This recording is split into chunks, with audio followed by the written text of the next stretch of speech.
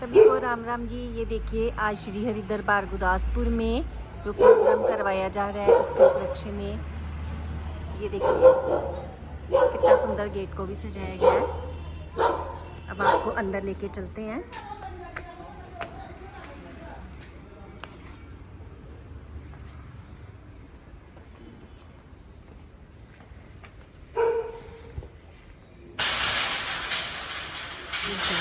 तैयारियां चल रही हैं।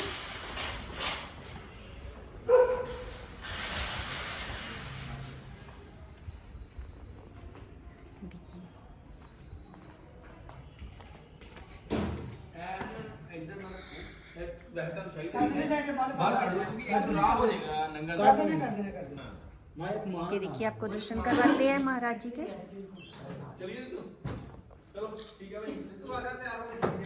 महाराज जी तैयार होके आराम से बैठे हैं, अपने भक्तों को दर्शन देंगे। ये देखिए कितनी सुंदर सजावट की गई है। जी देखिए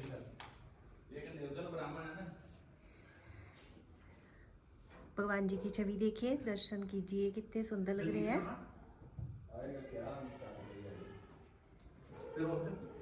और ये श्री राम गोपाल दास जी जो आएंगे ना महाराज जी, उनके लिए बनाया गया है। वो कृष्ण कथा करेंगे यहाँ पे बैठ के।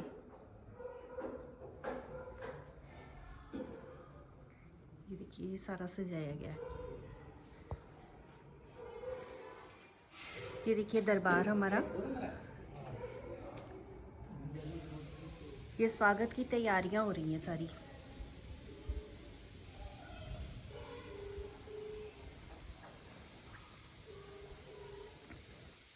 बिछौने बिछा दिए गए हैं स्वागत में।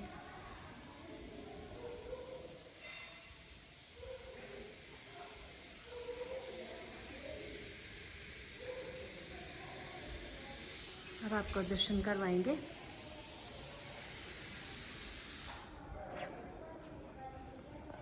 सत्संग शुरू होगा फिर आपको दर्शन करवाएंगे। राम राम जी सभी को।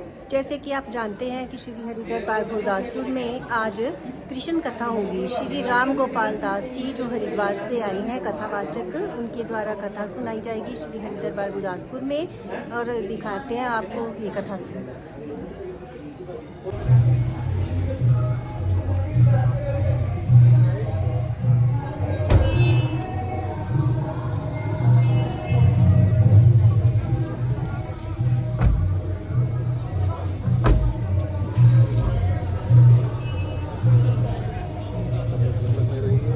हरि दरबार मंदिर के जो प्रबंधक हैं सारे। जय श्री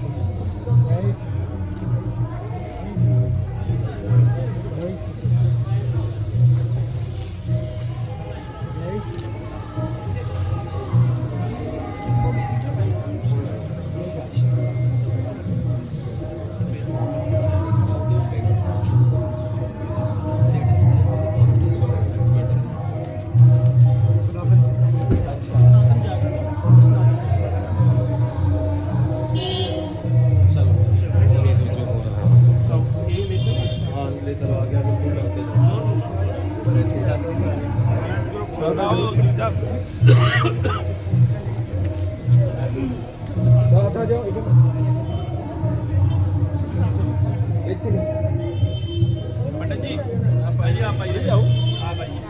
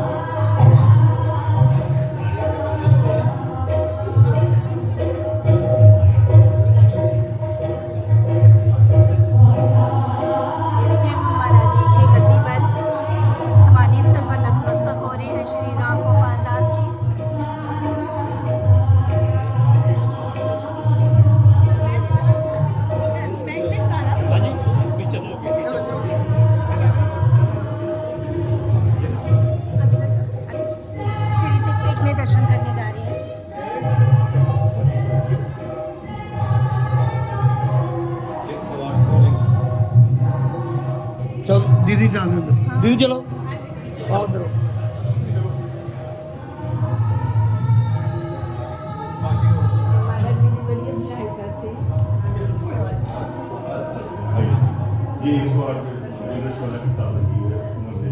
ये 108 शिवलिंग के दर्शन किए जा रहे हैं।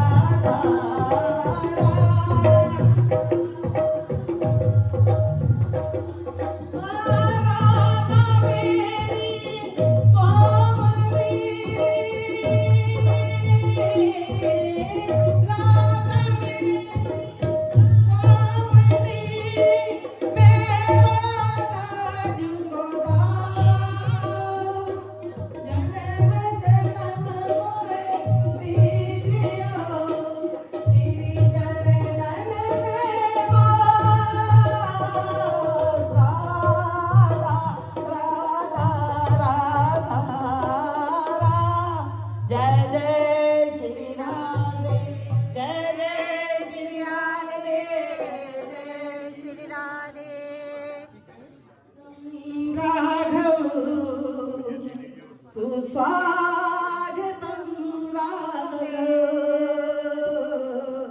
स्वागतं राघव सुस्वागतं राघव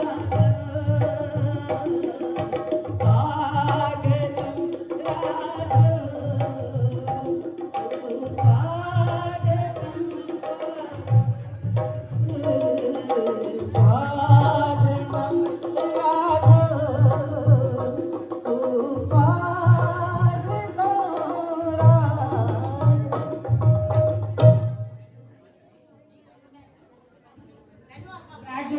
सभी बैठ जाएंगे।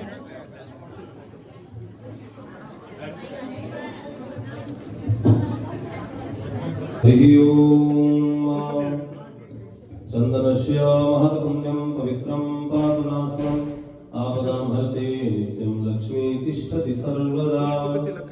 साबुत पुष्प ले लीजिए।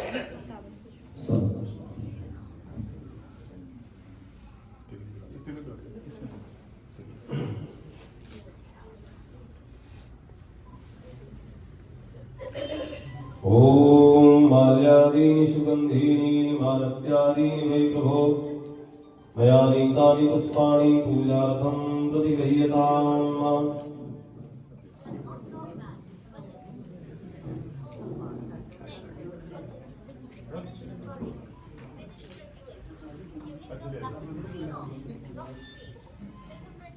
पूज्य मैं श्री हरि दरबार सोसाइटी के समस्त अपने सदस्यगणों से निवेदन करूंगा। इसमें श्री अशोक जी, श्री सुरेंद्र जी, श्री पंकज जी, श्री विशाल भंडारी जी, श्री प्रभुजीत आनंद जी, श्री दसमिंदर जी और श्री मदन लाल जी। आप सब लोग एक एक करके आए, महाराज जी का पुष्प मालाओं के द्वारा स्वागत करें। साथ ही जो आज का सुंदर कार्यक्रम है, प्रजासनि पशुसनि लोकशन्न भयसनि अग्नि प्रजां बहुलां मे करोत्वन्नम पयोरेतोष्मा सुधत्तों। जय जगदीश हरे स्वामी, जय जगदीश हरे। भक्त जनों के संकट, दास जनों के अवगुण, बंसीवाला दूर करे। ओम जय जगदीश हरे। जो ध्यावे फल पावे, दुख विनसे मन का। स्वामी दुख विनसे मन का, सुख संपत्ति घर आवे। श्याम सुंदर घर आवे, अष्टमी के फल का। ओम जय जगदीश हरे। मात पिता तुम मेरे शरण करूं मैं किसकी। स्वामी शरण करूं मैं किसकी। तुम विनय और न दूजा, प्रभु विनय और न दूजा। आस करूं मैं किसकी। ओम जय जगदीश हरे। तुम पूर्ण परमात्म, तुम अंतर्यामी। स्वामी तुम अंतर्यामी। पार ब्रह्म परमेश्वर, पार ब्रह्म जगदीश्वर। तुम सबके स्वामी। ओम जय जगदीश हरे। तुम करुणा के सागर, तुम पालन करता। स्वामी तुम रक्षा करता। मेरे स्वामी सेवक हम तेरे, अपने हाथ उठाओ, अपनी शरण लगाओ। द्वार बड़ा तेरे। ओम जय जगदीश हरे। विषय विकार मिटाचित फल पावे। ओम जय जगदीश हरे। ओम जय जगदीश हरे। स्वामी जय जगदीश हरे। भक्त जनों के संकट, दास जनों के अवगुण, बंसीवाला दूर करे। ओम जय जगदीश हरे। वंशी विभूषित करा, नवनीर दामा।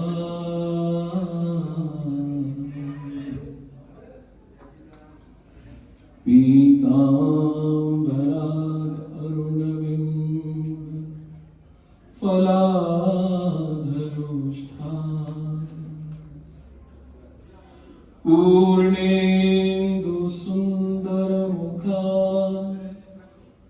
अरविंद नेत्रा।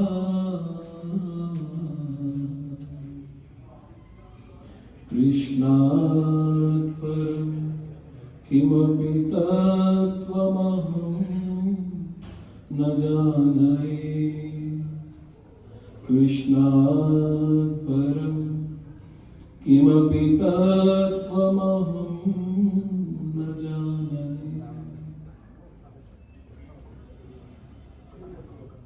श्री राधा मेरी स्वामिनी,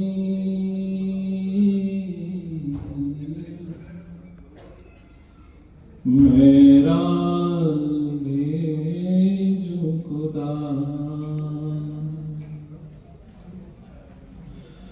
जन्म जन्म मोहि दीजियो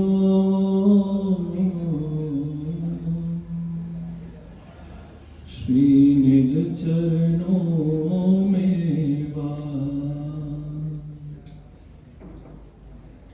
श्री राधा राधा मैं रटूं, भवबाधा मिट जाए। जन्म कोटि की आपदा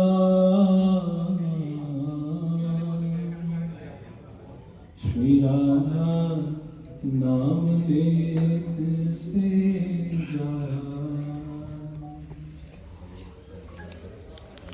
ओ वृषभानु की लाडली, ओ श्री कृष्ण की प्यारी, तनिक मेरी ओर निहार।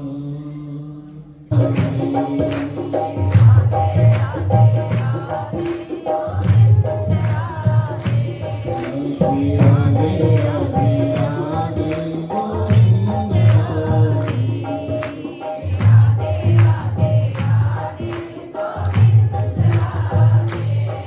गोविंद राधे गोपाल राधे।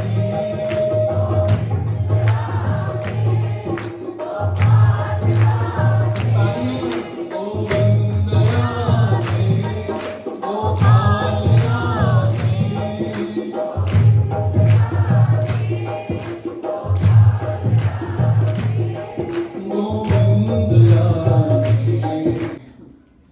और जिस भक्ति के वृक्ष के नीचे परम भागवत महाराज पूज्य आदरणीय सुदर्शन जी महाराज के द्वारा इस क्षेत्र के अनेकानेक लोगों ने उस भक्ति रस का आनंद लिया। और आज उन्हीं के सानिध्य में पूज्य माँ बैठी हैं, साथ में विप्र मंडली बैठी है, साथ में ही जिला कलेक्टर साहब बैठे हैं श्री उमाशंकर गुप्ता जी, साथ में ही यहाँ पर जितने अन्य भक्तजन आए हैं। और आज आने का उद्देश्य क्या है? आने का उद्देश्य इतना है कि वो रसपान जो है अमृत का थोड़ा थोड़ा और कर लिया जाए। संसार के भोजन से तो तृप्ति हो सकती है कि हाँ आपको आज ये पसंद है, कल ये पसंद है, आज ये पसंद नहीं है, कल ये पसंद नहीं है, लेकिन जो अमृत तत्व है, अमृत तत्व क्या? श्री कृष्ण तत्व, श्री राधा तत्व, भक्ति तत्व, उससे कभी भी तृप्ति नहीं हो सकती है। कौन पहुंचते हैं वहां? श्री परीक्षित जी बैठे हैं एक कोने में और एक तरफ श्री सुखदेव जी बैठे हैं। श्रीमद् भागवत आप लोग सुनते रहते हैं।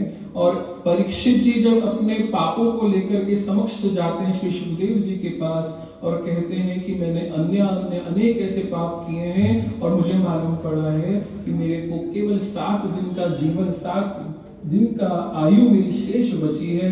तो सुखदेव जी कहते हैं ठीक है, मैं तेरे को ऐसी कथा सुनाऊंगा, एक ऐसा रसपान कराऊंगा जिससे तू अमर हो जाएगा। तो जैसे ही ये शब्द उन्होंने कहे तो पता है क्या होता है?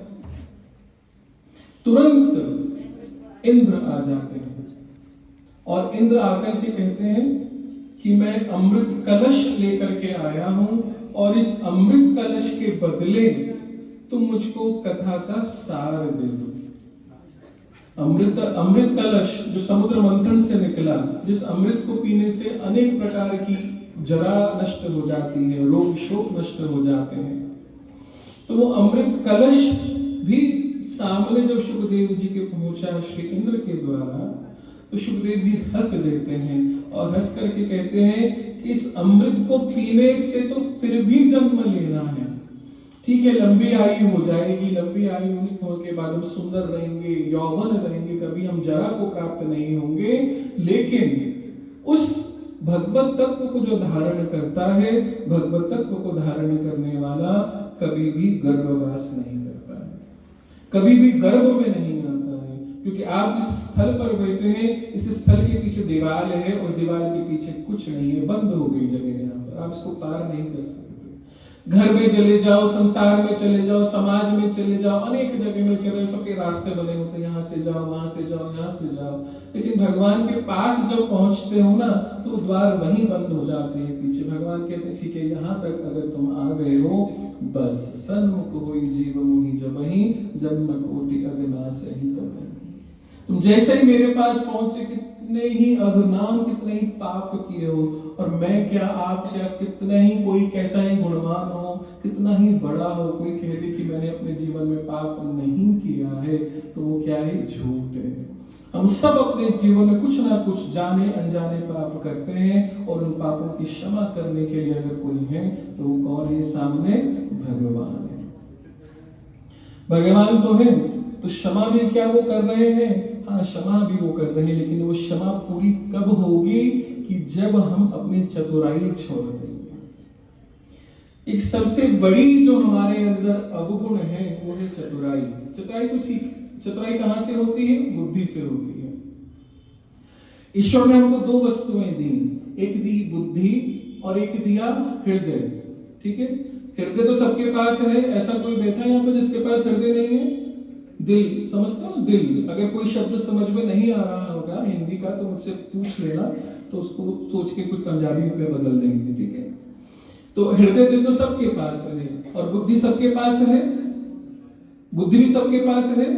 उसका प्रयोग सभी लोग करते हैं? सभी कर रहे हैं? नहीं कर रहे हैं। हृदय तो स्वयं से चल रहा है, उसको आप प्रयोग में नहीं ला रहे हो। आप हृदय से कह नहीं रहे हो कि आप उसको धड़को या मत धड़को। हृदय से आप कह रहे हो कभी? नहीं, वो अपने आप चल रहा है, अपनी गति से चल रहा है। लेकिन बुद्धि जो है वो रुकी हुई है। उस बुद्धि को शासन करने वाला कौन है? उस बुद्धि को चलाने वाला कौन है? आप स्वयं हो। क्या करना है? उस बुद्धि से विवेक धारण करना है कि क्या आपके लिए अच्छा है और क्या आपके लिए बुरा है। अब दो बातें हैं कि ईश्वर ने हमको एक बुद्धि दी और ईश्वर ने हमको एक हृदय दिया। उन्होंने कहा मैं आपको संसार में भेज रहा हूं बुद्धि और हृदय लेकर के, और बहुत समझ के जाना, क्योंकि ये हृदय ऐसा है कि जहां लग जाता है वहां लग ही जाता है, और जहां बुद्धि पहुंचती है और बुद्धि क्या करती है? भेद करती है कि क्या आपके लिए उचित है और क्या आपके लिए अनुचित है। जीव ने कहा ठीक है, मैं संसार में जा रहा हूं ये दो वस्तुएं लेकर के, इसका पूरा पूरा मैं सदुपयोग करूंगा। थोड़ा तो जब संसार में पहुंचा, थोड़ा थोड़ा जब बड़ा हुआ, तब तो उसको समझ में आई बात, लेकिन जब वो पूरी समझ में आई उसके बाद तो उसने क्या किया कि ईश्वर के प्रति तो उसने अपनी बुद्धि लगा ली, और संसार के प्रति क्या किया? अपना दिल लगा लिया। संसार में लगाया दिल, ईश्वर में लगाई बुद्धि। जब ईश्वर की बात आती है तो हम ये सोचते हैं ये करें, ये ना करें, ऐसे कैसे होगा, वो कैसे होगा, ईश्वर कहाँ है, ईश्वर कहाँ नहीं है। इतने प्रश्न ईश्वर के लिए हमारे दिमाग में उठते हैं, पूछिए मत, जिसका उत्तर ही नहीं है। लेकिन गलती इतनी थी कि कल घूमना था। क्या घूमना था? हृदय लगाना था, दिल लगाना था। किससे? उस ईश्वर से। और बुद्धि कहाँ लगानी थी? संसार से।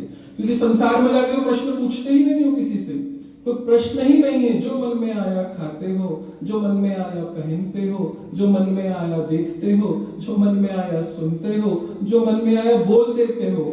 ऐसा है या नहीं है? तो बुद्धि का प्रयोग कौन कर रहा है? कोई भी नहीं कर रहा है।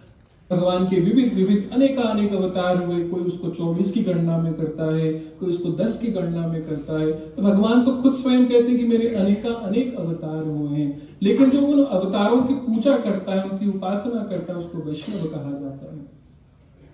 यहाँ पर एक प्रश्न पूछा गया कि परम वैष्णव कौन है, सबसे बड़ा वैष्णव कौन होता है? तो बोलते हैं कि 3 श्रेणी के वैष्णव हैं। एक वैष्णव ऐसा है जो साधारण है, एक वैष्णव कैसा है जो मध्यम है, एक वैष्णव कैसा है जो उत्तम है।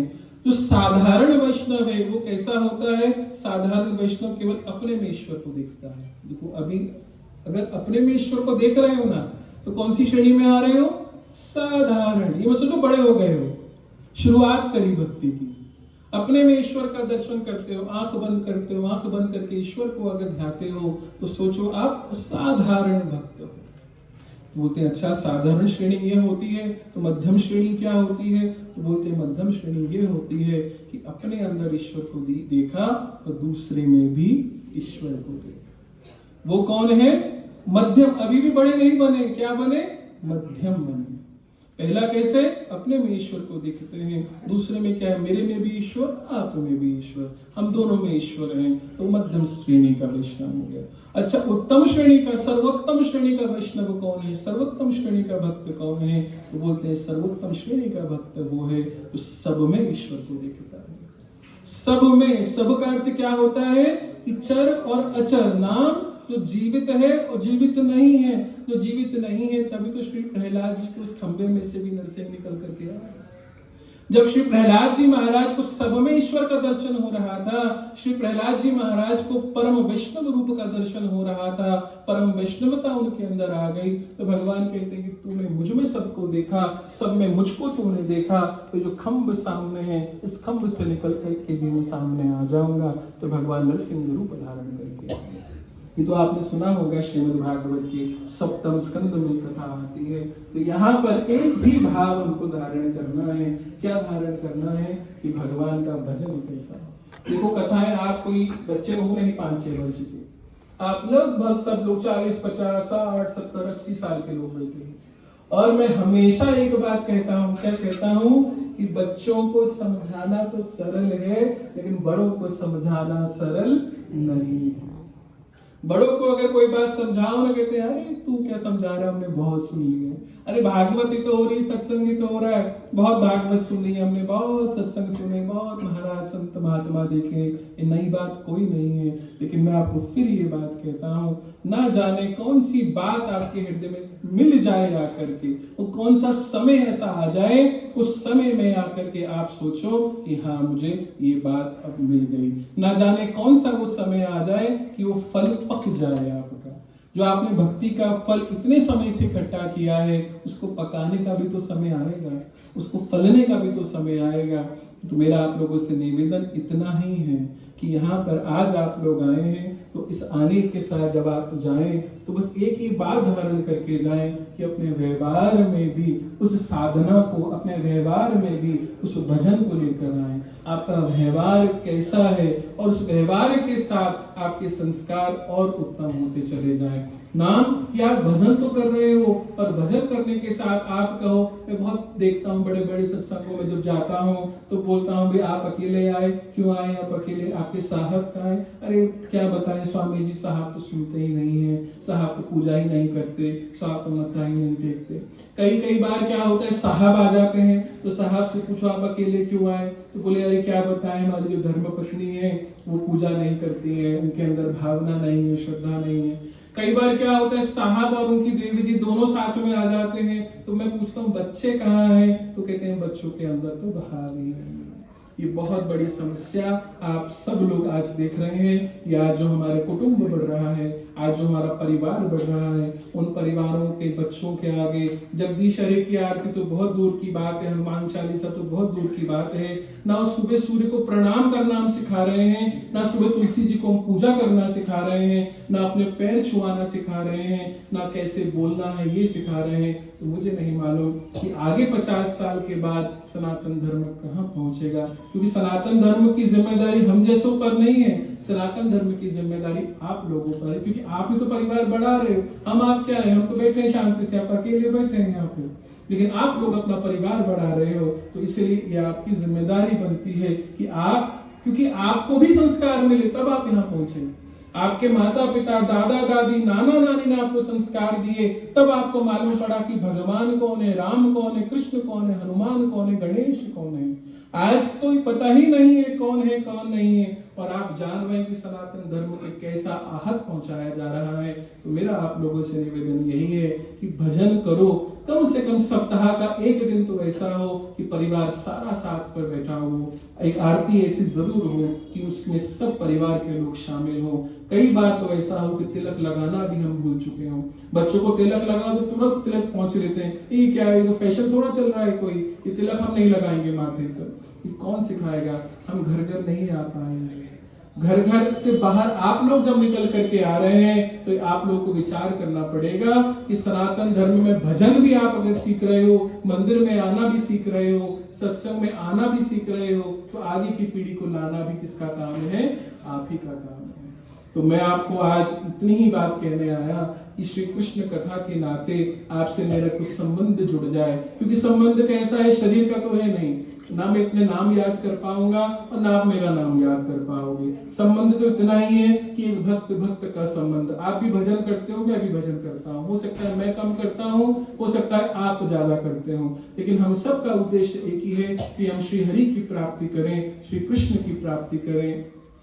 इस नाते से अपने व्यवहार में श्री कृष्ण का प्रेम आए, क्योंकि भजो रे मन गोविंदा,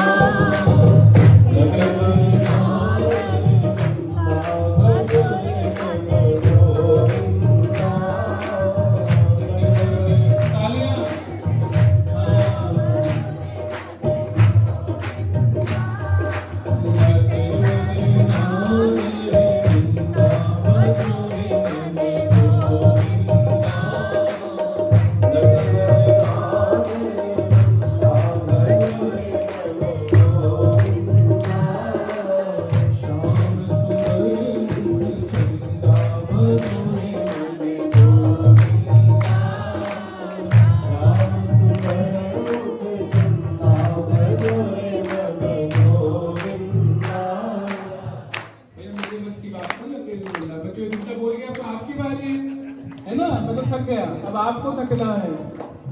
नटवर नाथ रे नंदा हरे हरे गोविंदा, नटवर नाथ रे नंदा हरे हरे गोविंदा, श्याम सुंदर मुख चंदा हरे हरे गोविंदा, श्याम सुंदर मुख चंदा हरे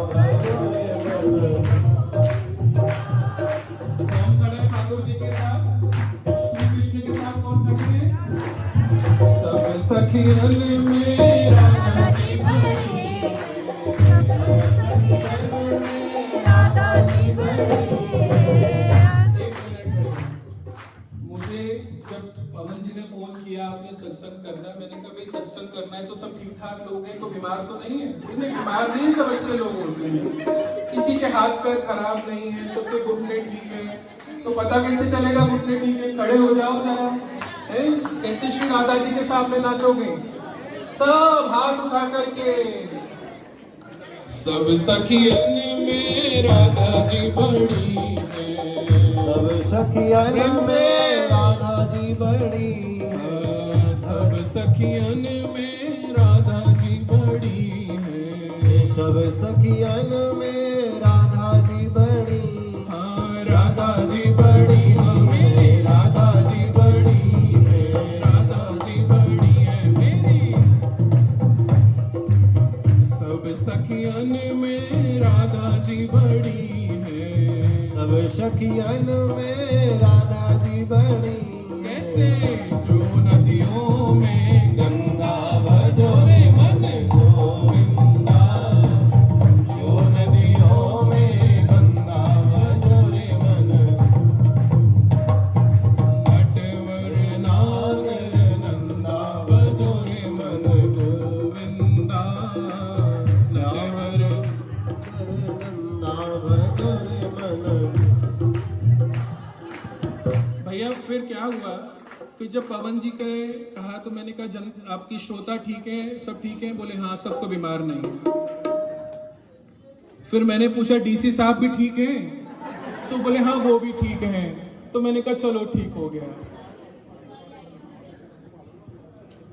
तू ही नटवर तू ही नागर, तू ही नटवर तू ही नागर, तू ही नटवर तू ही नागर, तू ही नटवर तू ही नागर। श्याम सुंदर मुख चंदा भजो रे मन गोविंदा, श्याम सुंदर मुख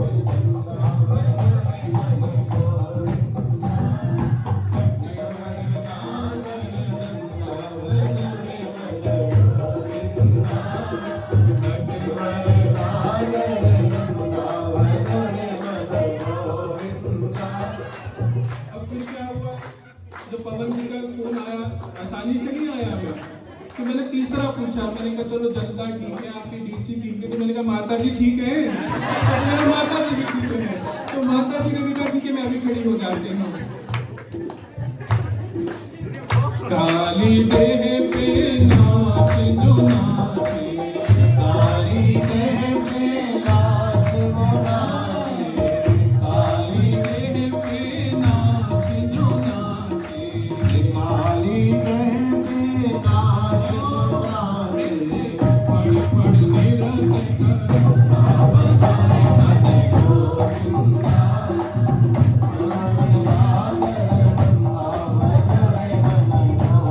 गोविंदा, श्याम सुंदर मुख नटवर नागर गंगा, श्याम गिरधर तू ही नागर, तू ही गिरधर तू ही नागर, तू ही गिरधर तू ही नागर। सब तू गाओ। ही गिरधर तू ही नागर, तू ही गिरधर, तू ही गिरधर तू ही नागर, तू ही गिरधर तू ही नागर। काटो यम का बंदा भजो रे मन गोविंदा, काटो यम के बंदा भजो रे मन गोविंदा। नटवर नागर बंदा भजो रे मन गोविंदा, श्याम सुंदर मुख चंदा भजो रे मन गोविंदा। नटवर नागर भजो रे मन गोविंदा, श्याम सुंदर मुख चंदा भजो रे मन गोविंदा, सुंदर मुख चंदा भजो रे मन गोविंदा। जय गोविंदा जय गोपाल,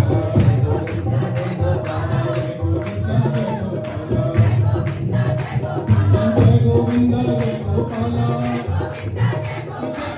पीछे तक आवाज आनी चाहिए। मैं बोलूंगा जय गोविंदा, आप क्या बोलोगे? मैं बोलूंगा जय गोविंदा, क्या बोलोगे? जय गोविंदा जय गोपाला, जय गोविंदा जय गोपाला, जय गोविंदा जय गोपाला, जय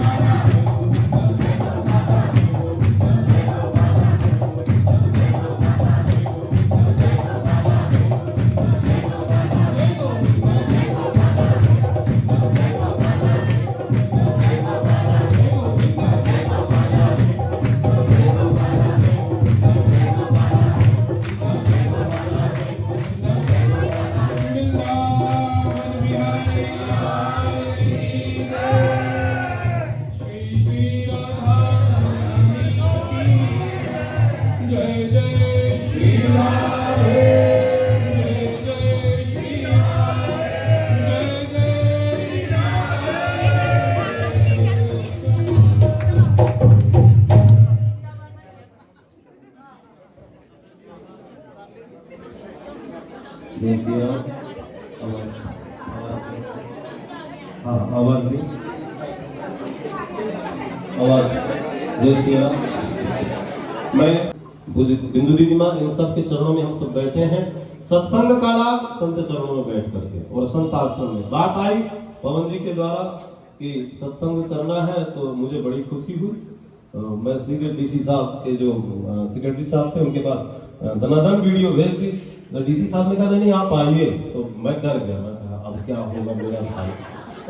मैंने अभी कई शादी कराई थी 2020 में लॉकडाउन में, अब शादी कराई उन दोनों की पटी नहीं, सुख सम्मान महाराज हमें आ गया। अब गणेश उत्सव का समय चल रहा था, मैं आया दीदी माँ के पास, अरुण शर्मा जी को कहा, प्रदीप भैया को कहा, मैंने कहा महाराज अब मेरा क्या होगा। तो मैं ऐसे डीसी साहब को फोन आया कि आ जाओ, तो मैंने डरते डरते कहा कि आप टाइम 10:30 का दे दें। मैं डीसी भाई कहाँ 10:30, गरीब को कौन तब टाइम देता। डीसी साहब अब पवन जी को मैंने कहा यार चलो मेरे साथ। डीसी साहब ने कहा कि नहीं, सत्संग करना ऐसे संत का संग करना है जो विरक्त है, जिसके मन में काम नहीं, क्रोध नहीं, लोभ नहीं, ईर्ष्या नहीं, अहंकार नहीं। हम सब इससे भरे पड़े हैं। हम सब किससे भरे पड़े हैं? हमारे अंदर काम भी है, कामी अंधा होता है, लोभी भी अंधा होता है। और जब महाराज परिवार का मोह हो जाएगा तो संसार के लिए भी अंधा ही हो जाता है। तो काम, क्रोध, लोभ, मोह और मद, तो धन का मद चढ़े महाराज तब भी जीव अंधा हो जाता है। तो अंधे ही तो है और कौन है। और अंधे को लेकर ज्योति यदि कहीं से मिलेगी तो महाराज दोबारा आपके चरणों में बैठ करके आपके द्वारा जो सत्संग होगा, और महाराज सानिध्य किसका होगा? डीसी साहब का। अब डीसी साहब को हम बांध रहे हैं बचनों में। डीसी साहब को बांधना है या नहीं बांधना है? डीसी साहब को रस्सियों में बांधना है। डीसी साहब ने सोचा होगा कैसे पाला पड़ गया। हम तो बुंदेलखंडी, महाराज हमारी भाषा बड़ी खराब है। दास चित्रकूट की भूमि से पूज्य मलुक पीठ वाले महाराज जी, और नाम का परिचय दास तो बताता रहता है परंतु परिचय के मोहताज नहीं। तो बहुत सुंदर उन्होंने सत्संग किया। मैं अपनी वाणी को यहीं विराम दूं क्योंकि समय बहुत कम है। मैं इस आश्रम के परम अनन्य भक्त भैया अरुण जी शर्मा ब्राह्मण सभा के अध्यक्ष भी हैं, परंतु ब्राह्मण सभा के अध्यक्ष ने यहाँ दासत्व भाव है उनका, यहाँ उनका सेवा भाव है। मैं उनसे निवेदन करूंगा कि महाराज जी का अपने शब्दों के द्वारा सुंदर स्वागत करें, आश्रम के विषय में बतावें, जिससे महाराज भी अनुभव ऐसा ना हो। श्री स्वामी महाराज जी राम गोविंद दास महाराज जी उत्तराखंड से हमारे बीच पधारे हैं। मैं अपनी तरफ से और हरि दरबार सोसाइटी की तरफ से इनका अभिनंदन भी करता हूं और आभार व्यक्त करता हूं कि इन्होंने हम पर कृपा की और अपने मुखारबिंद से हम सबको हरि चरणों में जोड़ने की कोशिश की। और मैं इसके साथ साथ ही डिप्टी कमिश्नर गुरदासपुर का भी आभारी हूँ कि जिन्होंने ये अवसर हमें दिया कि हम इस आश्रम में ये कथा करा सके। हरि दरबार का नाम कोई ऐसा नहीं है और ना ही मेरे में इतने कोई शब्द है या कोई मैं ऐसा हूँ कि सूरज को जैसे दीपक दिखाना ऐसा काम है।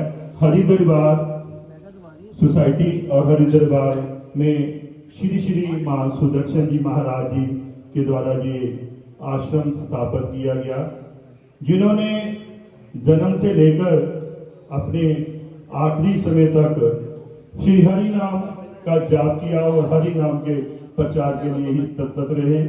और उनके बारे में बताना क्या कहूँ मैं कि उन्होंने जैसे कुछ समय अध्यापन का कार्य भी किया और जब देखा कि इस संसार में कुछ नहीं है तो उन्होंने उस अध्यापन कार्य को भी छोड़कर प्रभु के चरणों में लीन हो गए और हमेशा हमेशा के लिए पूर्ण समय जो अपना है वो उन्होंने ठाकुर जी की सेवा में व्यतीत किया। उनके बारे में कहना गया कि उनके वो अथाह प्यार के समंदर थे। उन्होंने जीवन भर कोई भी आया इस आश्रम में जब उनकी शरण में आया तो उन्होंने हमेशा प्यार ही बांटा और प्यार इतना प्यार के पुंज थे कि प्यार जितना वो बांट देंगे प्यार उतना ही बढ़ता रहा। और आज वो हमारे बीच आज भी हम देखते हैं कि इस आश्रम में इस सभा में वो आज भी हमारे बीच साकत रूप में कहीं ना कहीं हमारे बीच बैठे हुए हैं। और आज उन्हीं की आज्ञा के अनुसार वही जो प्रेम पहले बांटते थे वही प्रेम जो है आज भी हमारे बीच हमारे मुख्य सेविका दीदी जी और इंदु दीदी जी जो है वो बांट रहे हैं। और इस सत्संगों का नाम था कि संसार में जो मनुष्य आए हैं वो सब प्रभु के चरणों में विलीन और प्रभु भक्ति में लगे और अपने जो जीवन है वो सफल करें। इस हरि दरबार में उनके द्वारा चलाए गए कार्यों को ही आगे चला रहे हैं हम। वर्ष में हमारे इस आश्रम में 2 मुख्य कार्यक्रम होते हैं। पहला होता है होली महाउत्सव और दूसरा होता है श्री कृष्ण जन्म उत्सव। इन दोनों कार्यक्रम के पहले लगभग 40 दिन पूरे 40 जो है लगातार निरंतर 40 दिन जो है होली और जन्माष्टमी के उत्सव पर लगातार 40 दिन जो है वो सत्संग नृत्य चलता है 3-4 घंटे का। और तत्पश्चात 40 दिन का भोग डालने के बाद एक दिन लगातार सुबह 6 बजे से लेके शाम 6 बजे तक महामंत्र। मैं यहाँ महामंत्र की महिमा बताऊंगा कि ये जो महामंत्र है इसकी महिमा स्वयं गुरुदेव जी ने की हुई है। और इस महिमा का जो महामंत्र का जाप है आज भी निरंतर सुबह और शाम लगभग 2 घंटे सुबह 2 घंटे शाम को निरंतर चलता है। और कृष्ण जन्माष्टमी और होली के एक दिन पूर्व लगातार अखंड महामंत्र जाप चलता है। जो जाप है पहले ही हमने उच्चारण किया, हरे राम राम राम हरे हरे, हरे कृष्णा कृष्णा कृष्णा हरे हरे। इस पाठ का निरंतर जाप जो है लगभग सुबह और शाम होता है। इसके अलावा सप्ताह में एक सत्संग जो है निरंतर चलता है। वो वीरवार का दिन है, गुरुवार के दिन शाम 3 से 5 बजे तक चलता है। और इसके अलावा अभी कुछ समय से हम लोगों ने शाम को निरंतर डेली 1 घंटे का महामंत्र पाठ और जाप जरा चलता है। इसके अलावा जितने भी जो धार्मिक अनुष्ठान है, जैसे कोई भी उत्सव है हमारा, वो बड़ी श्रद्धा एवं विलास से मनाया जाता है। और कारण यही है कि समाज में जो कृतियां हैं इस सनातन को जागृत करने के लिए और सभी जो हमारे महानुभाव हैं, शहर निवासी हैं, जो दुनिया में जो लोग हैं, वो अपने कष्टों को से दूर पाने के लिए और इस सनातन धर्म से जुड़े और अपनी संस्कृति से जुड़े, अपने प्रभु के चरणों में विलीन हो और अपना जो उचित समय है उसको भगवान के चरणों में लगा सके। ऐसी प्रयास जो है जो हरि दरबार में हमारे मुख्य सेविका जो गुरु मां जी का जो उनका जो सपना था, जो उन्होंने जो जोया था कार्य, वो हम कार्य कर रहे हैं। इसी के साथ मैं ज्यादा न कहता हुआ समय आप सबका जहां पहुंचे हैं, मैं सनातन जागरण मंच गुरदासपुर का भी आभारी हूं। समूह संत समाज जो जहां पहुंचा है, शहर की सभी गणमान्य सदस्यगण और सबसे आदरणीय और सबसे उत्तम जो श्रोतागण, सनातन प्रेमी, मेरी मातृशक्ति और जो बंधुगण पहुंचे, मेरे भाई, मेरे बुजुर्ग, उन सबका इस कार्यक्रम में पहुंचने के लिए मैं अपनी तरफ से और श्री हरि दरबार सोसाइटी की तरफ से आप सभी का बहुत बहुत आभारी हूं। सत्य साधुवाद आप सबको और आप सबका एक बार पुणे वाले आपका स्वागत भी है और धन्यवाद है। मैं महाराज जी के चरणों में निवेदन करूंगा कि आप ऐसी ही जो प्रभु की कृपा है अपने मुखारबिंद से हमारे ऊपर लुटाते रहो और हमारा जो जीवन है वो कहीं पार लग जाए। बोलिए श्यापति रामचंद्र महाराज की, सतगुरुदेव महाराज की, श्री हरि दरबार की जय जय श्री राधे। जय श्री राम। जैसा कि अरुण भैया जी ने